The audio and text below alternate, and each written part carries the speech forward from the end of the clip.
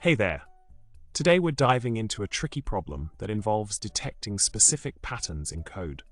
The problem at hand centers around identifying instances where a certain class is instantiated with a parameter value that matches a particular regex pattern. It's all about pinpointing those sneaky lines of code that might slip through the cracks. Now, let's talk about the solution to this conundrum. By leveraging Semgrep's taint mode, we can track data flow across functions with ease.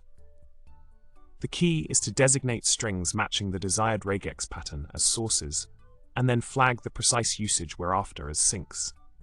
This method allows us to zero in on those elusive instances that might otherwise go unnoticed.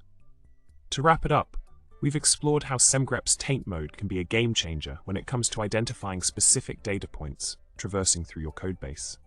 By strategically marking sources and sinks, we gain valuable insights into the flow of information and zero in on our target with precision. Remember, subscribing, liking, and commenting are always welcome, just like catching those pesky code bugs.